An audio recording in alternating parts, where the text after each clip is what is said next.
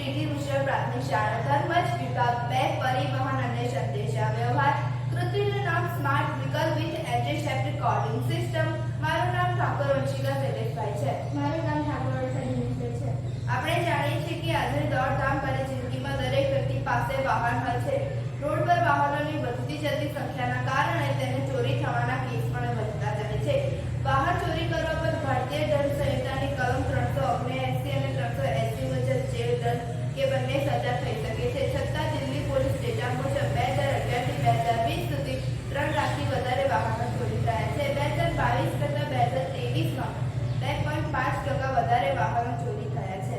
ઝીનેટ ચેનલના ડીએનએ પ્રોગ્રામના રિપોર્ટ મુજબ ભારતમાં વધતા વાહનોના ચોરીના કેસનું કારણ બીજા દેશોમાં ભારતમાં બનાવેલા વાહનો વધુ લોકપ્રિય બને છે, કારણ કે તે અન્ય દેશોમાં સમાન મોડેલ ગણીને વધુ સસ્તા હોય છે અને ભારતીય કાર વધુ ભરોસાપાત્ર બને છે.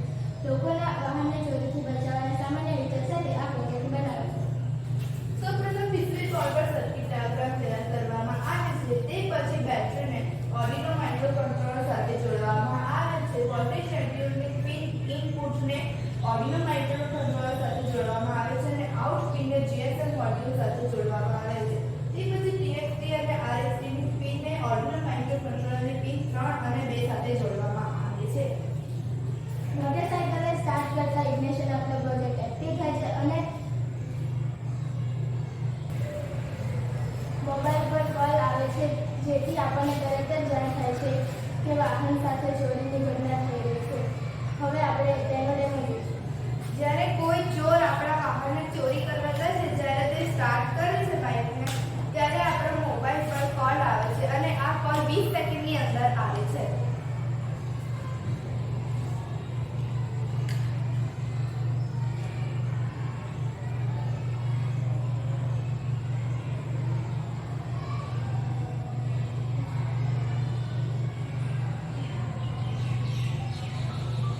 જેથી આપણને જાણ થાય છે કે આપણા વાહન સાથે કોઈ ચોરી થઈ રહી છે.